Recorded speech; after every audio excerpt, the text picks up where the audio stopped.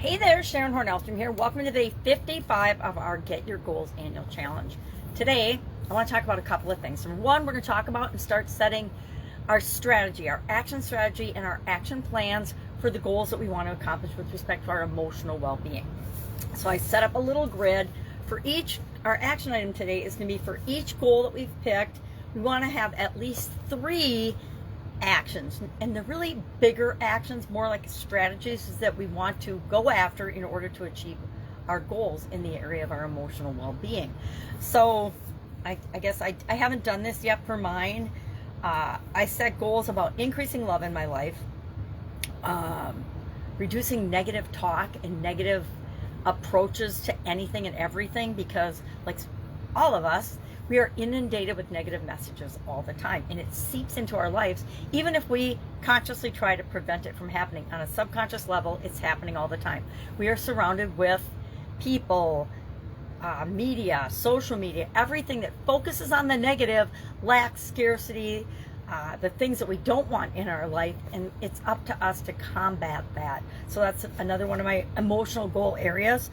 And the other one is, I cannot see it, but what we're going to do then is we're going to take each of those goals and break them down into what strategies and action strategies, because we have to do something if we want to achieve our goals and objectives. What are we going to break those down into? We want 3 big pieces for each one, and then we will continue to break that down tomorrow into tinier and tinier pieces so that we can create things that help us to automatically achieve the emotional level of well-being that we want in our lives. Now, along that topic, I want to talk about something that's near and dear to my heart, and that's something I learned about following my sudden cardiac arrest. I had a sudden cardiac arrest in 2010, and I started to try to figure out what the heck had happened to me and why this had happened to me. And I began listening to, back then it was audio broadcasts. It wasn't video back in 2011. After my cardiac arrest, I started listening to a series by Darius Barazante. I think that's how you pronounce his name. He's still online today, because I get emails from him periodically when I check my email.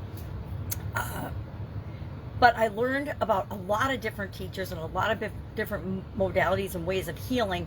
But one of them was by a gentleman by the name of Dr. Bradley Nelson. And he had created what's now called, I believe, the emotion code. But he talked about heart walls in the teleseminar that he did with Darius.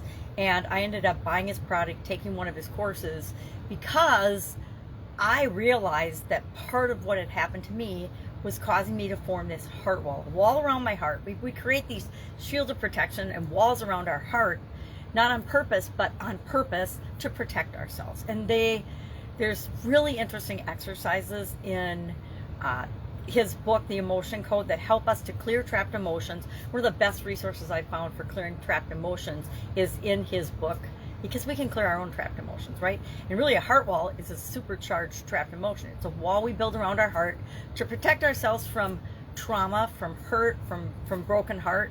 And literally, I had a sudden cardiac arrest, which is also known as broken heart syndrome. So of course, I formed a heart wall following that, and I wanted to find ways to remove that heart wall.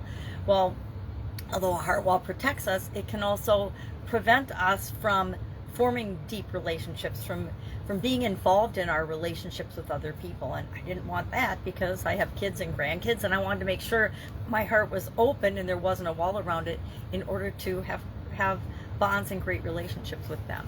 So I did a bunch of his exercises, and really it's a lot of energy releasing type exercises, which I had never known anything about or thought about in my life.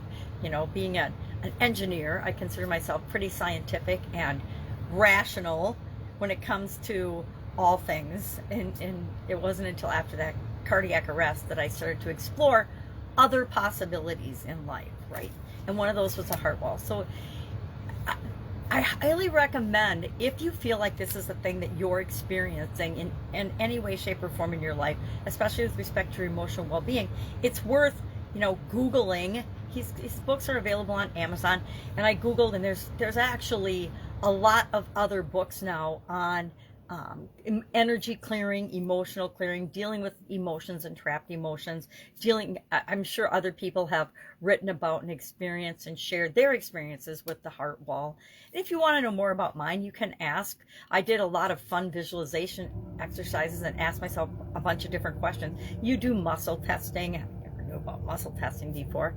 And your subconscious, through muscle testing and other other techniques, energy understanding techniques, you can get the answer of not what your head is telling you, but what your subconscious is actually doing by using muscle testing and things. And I did that. It was kind of scary and kind of weird at first, but then I realized that I was getting really good results by doing it, so I did it. And every once in a while, I will tap back into and do muscle testing on myself, because it tells me what's blocking me in certain areas and aspects of my life. And everybody else, I ebb and flow. Sometimes things flow nicely for me. Other times I put roadblocks in my own way that prevent me from creating what it is that I want in different areas and aspects of my life. So today, think about it. Do you have a heart wall? Do you think you have a heart wall?